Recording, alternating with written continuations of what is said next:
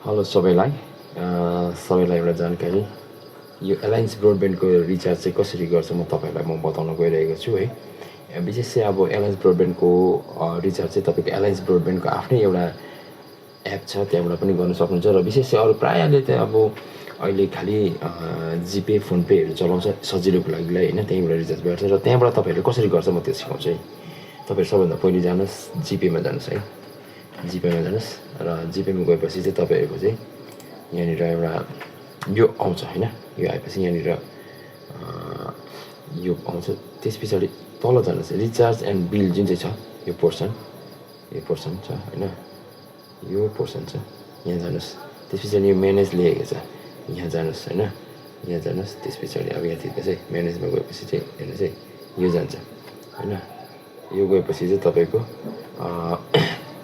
अब यहाँनिर अलिक पर जानुहोस्, तल गएपछि चाहिँ तपाईँको के छ भन्दाखेरि चाहिँ यहाँनिर यो जुन चाहिँ पेमेन्ट क्याटेगोरी छ नि, पेमेन्ट क्याटेगोरी, यो पेमेन्ट क्याटेगोरी छ। अब यहाँ हेर्नुहोस् तपाईँको ब्रोडब्यान्ड छ, ब्रोडब्यान्ड र होइन यो ल्यान्डलाइन छ, यसलाई थिच्नुहोस् तपाईँले। जस्तै कि ब्रोडब्यान्डलाई थिच्नुहोस्। यो आएपछि तपाईँको यहाँ त अलरेडी एउटा एलायन्स ब्रोडब्यान्डको मैले एउटा एड गरेको थिएँ, त्यो छ होइन। त्यसले गर्दाखेरि चाहिँ अब म तपाईँलाई त्यो कसरी एड गर्छ र कसरी रिचार्ज गर्छ म तपाईँलाई त्यो सिकाउनु गइरहेको छु होइन। अब तपाईँको यो अप्सन आउँछ हेर्नुहोस् है, यो ब्रोडब्यान्डमा थिचेपछि यो अप्सन आउँछ। माथि जुन चाहिँ यो सर्च गर्ने अप्सन छ यहाँनिर तपाईँले टाइप गर्नुहोस् है। टाइप चाहिँ के गर्नु भन्दाखेरि चाहिँ एलायन्स लेख्नुहोस्। जस्तो कि मेरो अलिकति फुटेको छ, एलायन्स एएलएल लेख्ने बित्तिकै तपाईँको आइहाल्छ यो, यसलाई थिच्नुहोस्। यो लेखेपछि चाहिँ तपाईँको यहाँनिर कस्टमर आइडी छ। कस्टमर आइडी चाहिँ यहाँ तपाईँको अब एउटा लगाउनुहोस्, सबैजनाको कस्टमर आइडी आफ्नो आफ्नो हुन्छ है। 1818181245025। अब यो छ एउटा निकनेम जे पनि दिँदा हुन्छ, तपाईँको आफ्नो नाम दिँदा पनि हुन्छ, होम वाइफाई लेख्दा पनि हुन्छ। मैले यहाँनिर लेख्छु वाइफाई, जस्ट एउटा है वाइफाई लेखेँ। त्यस पछाडि यहाँ गएर चाहिँ तपाईँको यो कन्टिन्यू छ, यो कन्टिन्यूमा तपाईँहरूले चाहिँ थिच्नुहोस् होइन। यो कन्टिन्यूमा खोइ कता छ, यो कन्टिन्यूमा थिच्नुहोस् यहाँनिर। अब यहाँनिर कन्टिन्यू थिचेपछि तपाईँको पेको अप्सन आउँछ। अब बिल कति छ तपाईँले तिर्नुपर्ने त्यो चाहिँ देखाउँछ यहाँनिर हेर्नुहोस्। अब तपाईँको यो